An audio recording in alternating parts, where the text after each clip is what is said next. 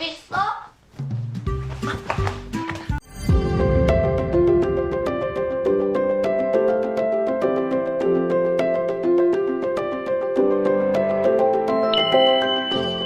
Di awal cerita, Sarang ditugasin sebagai pelayan di keluarganya Guwon sebagai tim impian. Keluarganya Guwon lagi ngadain pertemuan penting. Mereka lagi membahas soal pernikahan Guwon sama Yuri. Dengar hal itu, Sarang langsung kaget dan mecahin piring. Sarang langsung minta maaf dan mau ngeberesin pecahan piring itu. Tapi Guwon langsung nanyain apa Sarang terluka. Guwon bahkan bilang kalau dia yang mau beresin pecahan piring itu, tapi Sarang tetap kekeh kalau dia yang mau beresin itu. Tapi kemudian temennya Sarang ngajuin diri kalau dia yang bakalan beresin itu semua. Gara-gara kecerobohan Sarang langsung dimarahin sama ketua tim. Sarang kemudian ditugasin di lantai 2. Sedangkan Guwon yang dijodohin dengan berani bilang kalau dia mencintai orang lain. Guwon sama sekali nggak naruh perasaan sama Yuri. Tapi anehnya pas denger pengakuan Guwon kayak gitu, Yuri santai aja. Dia bilang mencintai itu adalah hal wajar. Yuri bahkan bilang kalau Guwon boleh mencintai sepuasnya. Tapi setelah menikah, Guwon harus mutusin hubungan sama perempuan itu. Karena menurut mereka semua, pernikahan itu bukanlah soal cinta. Jadi kalaupun Guwon mencintai orang lain, itu nggak akan menjadi suatu penghalang buat pernikahan mereka. Guwon bahkan bilang kalau dia udah nggak peduli lagi soal pernikahan itu dan pergi gitu aja. Tapi anehnya ngelihat sikap Guwon kayak gitu, Yuri sama ayahnya nggak masalah. Mereka kelihatan biasa-biasa aja. Guwon nelponin Sarang, tapi Sarang nggak ngangkat. Kebetulan mereka ketemu di lantai 2. Guwon ngajakin Sarang untuk ngobrol, tapi Sarang mau ngobrol setelah pekerjaannya selesai. Sarang kemudian masuk ke sebuah kamar untuk nganter makanan. Gak disangka-sangka Sarang dikagetin dengan anak kecil. Dia ngerjain Sarang, tapi dia nggak mau minta maaf sama Sarang. Karena itu Sarang kemudian maksa dia buat minta maaf, karena tingkahnya dia nggak sopan. Sarang kemudian berhasil buat dia minta maaf. Ternyata anak kecil itu adalah Jiho, anaknya Hwaran. Sarang bahkan disuruh nganterin Jiho untuk nemuin kakeknya. Tapi di depan kakeknya, Jiho bener-bener bersikap dewasa dan dia sopan banget. Malam pun tiba dan pekerjaan mereka selesai. Sarang langsung dapat gaji. Setelah dibuka, ternyata gaji 1 hari di sana sama dengan kerja 1 bulan di hotel. Itu sebabnya mereka bilang tim itu adalah tim impian. Guwon kemudian ngobrol sama ayahnya. Ayahnya bilang siapapun orang yang dicintai sama Guwon, sebaiknya Guwon putusin aja hubungan sama dia. Karena mau gimana pun Guwon gak akan bisa ngelindungi perempuan itu. Yang ada nanti perempuan itu yang bakalan ninggalin Guwon. Tapi Guwon tetap kekeh kalau dia bakalan ngelindungin perempuan yang dia cintai. Setelah sampai rumah, Sarang langsung tidur. Sementara Guwon nelponin Sarang tapi nggak diangkat-angkat. Dia bahkan datang di depan rumah Sarang. Niatnya Guwon mau nekat lompat pagar dan nyamperin Sarang. Tapi tiba-tiba ada 2 orang polisi yang mergokin Guwon. Makanya Guwon dikira penguntit. Sampai akhirnya Guwon malah curcol sama 2 polisi itu. Dan 2 polisi itu ternyata malah pasangan. Setelah Mina jadi purser, Mina bertindak semena-mena. Apalagi sama Pyonghwa, dia bener-bener seenaknya. Tapi Pyonghwa mau ngelawan karena itu di luar prosedur pekerjaan. Keesokan harinya Guwon nyamperin Sarang di King The Land tempat Sarang kerja. Di situ Sarang jelasin kalau semalam dia ketiduran. Tapi nggak lama kemudian Yuri dateng. Niatnya dia nyamperin Guwon dan mau ngobrol sama Guwon.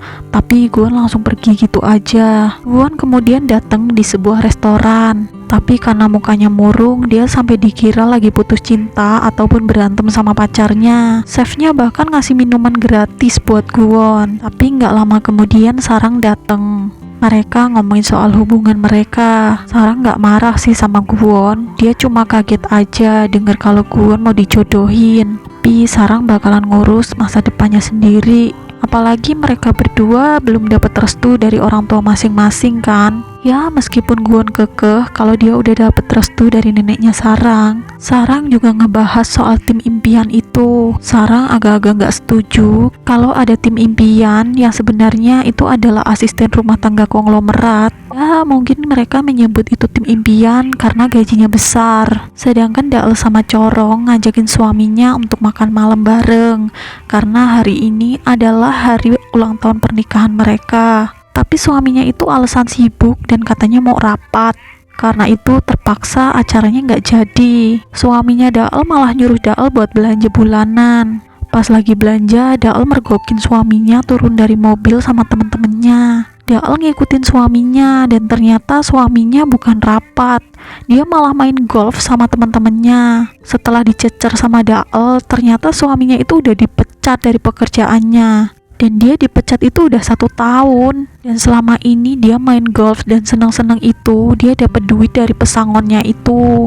Karena disuruh nyerahin proposal besok pagi, Gwon sama Sangsik lembur malam ini untuk ngerjain proposalnya. Sarang juga datang ke sana nemenin dan bawain makanan. Rapat pun dimulai. Hwaran dan juga Gwon udah nyiapin proposal mereka masing-masing.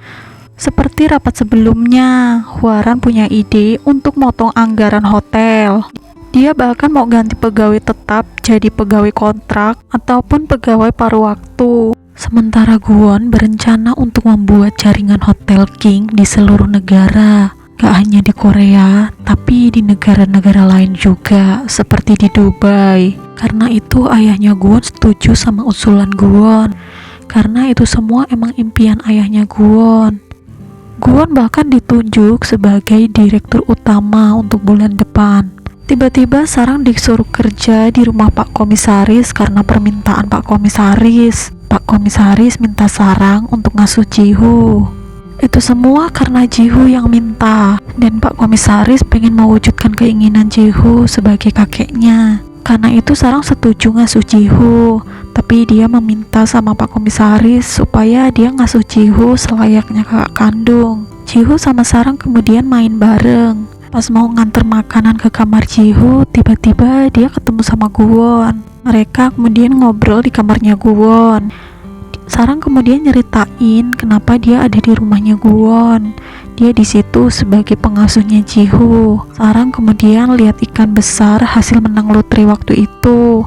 Waktu itu kan ikannya udah pecah, tapi sama Gwon disusun lagi.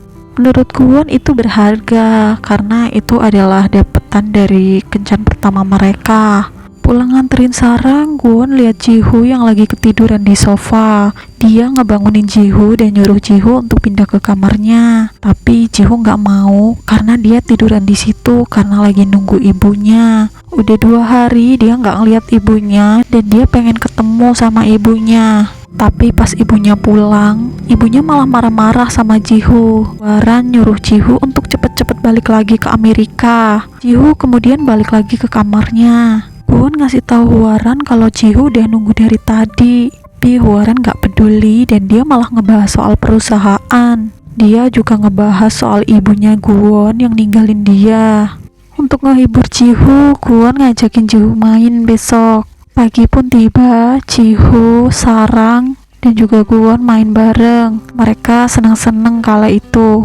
Gwon juga nasehatin Jihu untuk gak nyembunyiin perasaannya. Kalau dia kangen sama orang tuanya, dia bilang sama orang tuanya. Di jam kerja, Gwon nemuin Bu Okja dan dia nanyain tentang ibunya. Dia pengen tahu alasan ibunya ninggalin dia. Bu Okja pun nyeritain semuanya. Dan setelah dengar semua penjelasan Bu Okja, Gwon sama sekali gak pengen ketemu sama ibunya. Sepulang dari kerja, Gwon ngajakin Sarang untuk makan. Sekarang ini Gwon bener-bener lega karena dia udah tahu kenapa ibunya ninggalin dia. Tapi dia juga kecewa.